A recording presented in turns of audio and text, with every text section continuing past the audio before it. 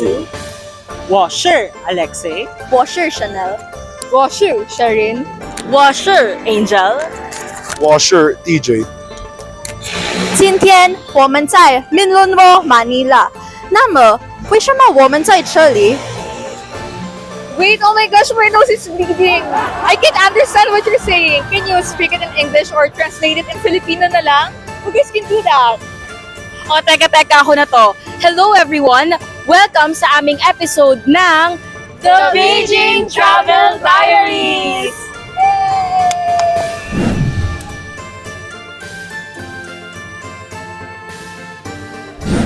And today, we are going to tackle Beijing, China's issue regarding mass surveillance. Mass surveillance, is it something CCTV related-ish? Yeah, kinda. Beijing kasi is a modern state. And nabasa ko rin na sinabi nila Hall, Held, and McClellan, modern states tulad ng Beijing are all up in everybody's business, running huge bureaucracies to manage everything in our lives. With populations booming, they're turning to tech to keep things in line, and that includes some serious Big Brother-style surveillance. But the question is, when does using tech to keep things organized feels like sobra-sobra na, di ba? Where's the line between our privacy and the government using all this fancy tech? Yan ang malupit na tanong, guys, di ba? So now, let's talk about that later. Malaking issue kasi ang Beijing sa mass surveillance. There are cameras literally everywhere in the city, supposedly for public safety. This article I stumbled upon spills tea on how China, being a modern state and all, has set up this massive surveillance network over the past 25 years from the narrow alleys of Beijing to the chill rural villages. Kasi yung mga mamamayan hindi na nagreklamo kasi nga sanay na sila sa ganung sistema for some time. Nabasa ko nga sa Sharp Eyes Project pala, ang local police agency sa Beijing noong 2021. Sabi nila, description daw ito ng future mass surveillance sa China. Securities automatically capture people's faces and match with house rental informations, records in hospital, hotels, and schools. Tapos gumagawa sila ng activity log ng iba't ibang grupo ng mga tao. With all information and data collected, an alarm model would be created to automatically identify abnormal activities. At speaking of dyan, kailangan natin makita yung mga activity log sa mga tao. Kaya tara na sa ating next location. Bye guys!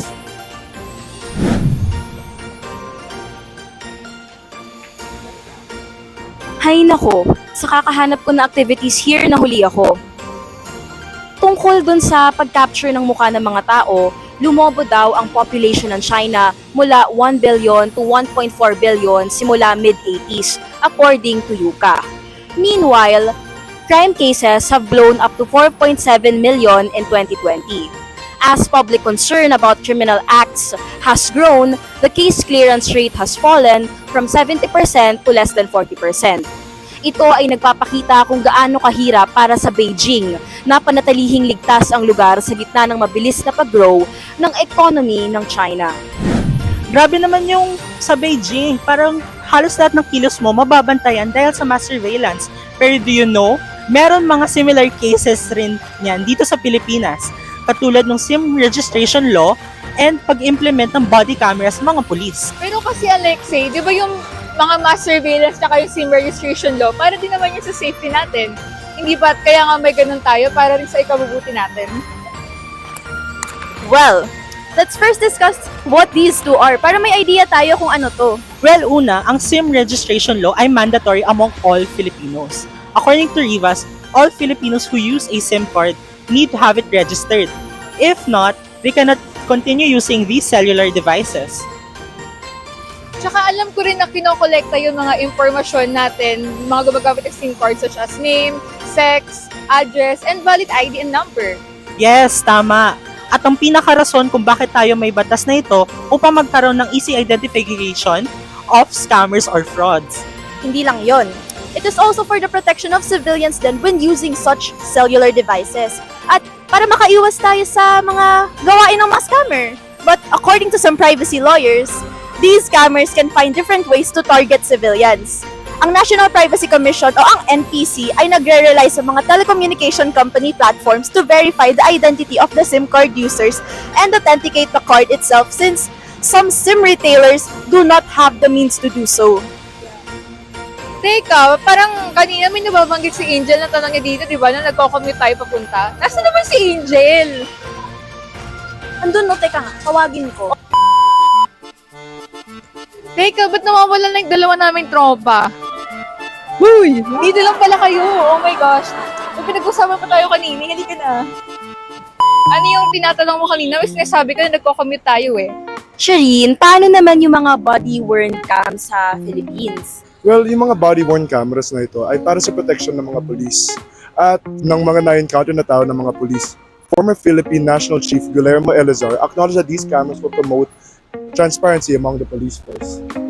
Yeah, but these body-worn cameras are still not required by law. Kaya nga, yun yung nag-force kay Congresswoman Camille Villar na mag-file ng bill mandating police officers to wear body-worn cameras at all times, diba? Para maging accountable din sila sa actions nila at para maging proof din yun sa kanilang mga investigations, para makaiwas na rin tayo sa mga malicious actions. Paano to nagiging issue sa mass surveillance? Ikaw, Angel, do you have something to say about this? Kumakalat pa rin ngayon ng mga scam messages kahit may SIM card registration law.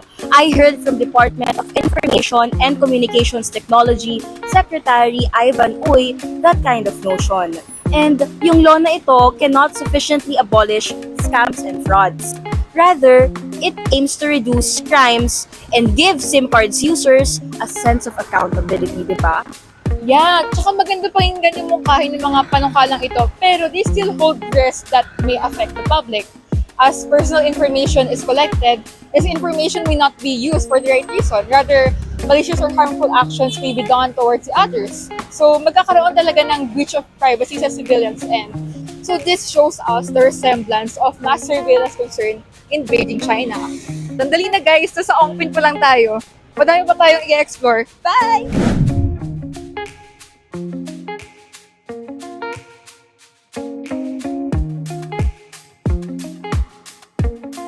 Oh, and this hopia smells good.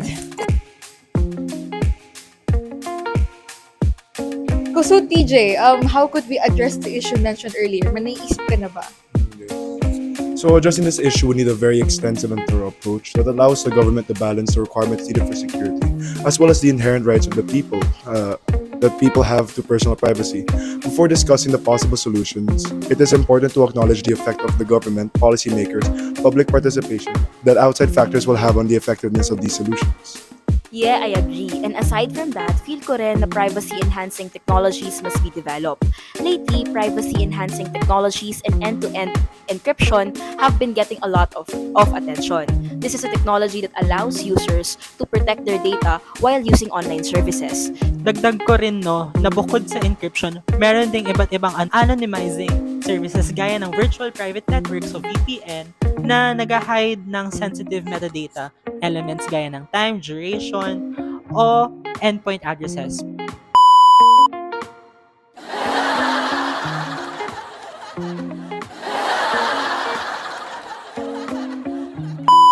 Oh, okay. So yung naisip natin na first solution to this problem is privacy-enhancing technologies, no? But I think that won't matter if hindi tayo mag-focus sa regulations and legislation aspect, because that is also a huge role in solving the issue talaga. How could we mitigate the issue kaya? How about we walk around for a bit while I think of the answer? Oh, okay. That's a good idea. Go.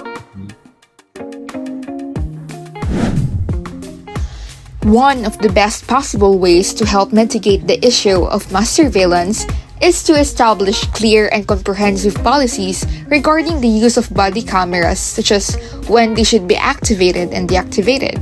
So yung mga regulations na ipapatupad ay kasama ang mga practices na dapat kumuha ng informed consent kung posible, especially when dealing with citizens who are not involved in crime, and clearly notify them that they are being recorded by body cameras. Dapat din may limited retention period para sa mga recorded footage para hindi ma-store ng matagal yung sensitive information.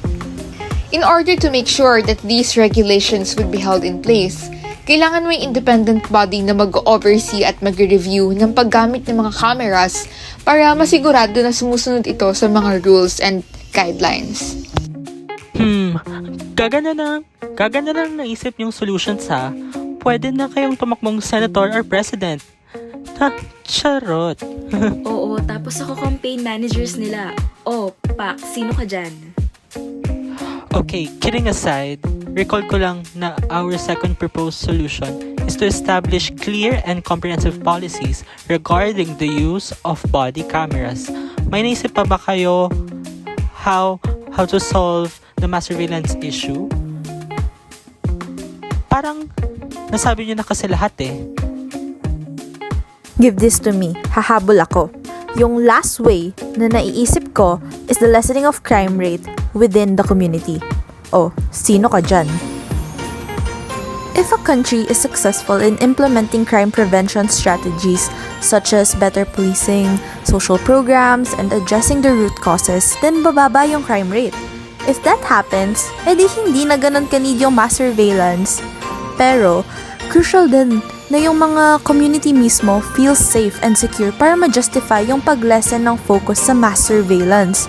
Kasi the geopolitical events and the global security landscape can influence the perceived need for mass surveillance.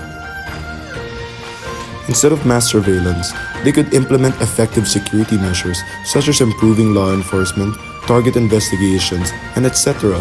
in order to lessen the need for practices that would invade the privacy of the people. Despite the possible solutions, there are still numerous issues in solving the problem, like the China being an authoritarian country. And lastly, there are also cultural and social factors that really affect the mass in China. The government's emphasis on social stability, presenting surveillance as a tool for preventing dissent, can lead individuals to prioritize stability over privacy rights. Limited awareness of surveillance implications contributes to public apathy, hindering advocacy for change. Modernity and globalization has pushed China to be one of the leading economies in the world. However, the rising population has also posed security challenges, and the authoritarian regime has chosen mass surveillance as their means to control the country. However, is it truly worth it to sacrifice privacy for security? Is it truly justified to utilize state forces to have access to each individual's private information for the sake of coming to terms with its rising economy? We leave you with these questions.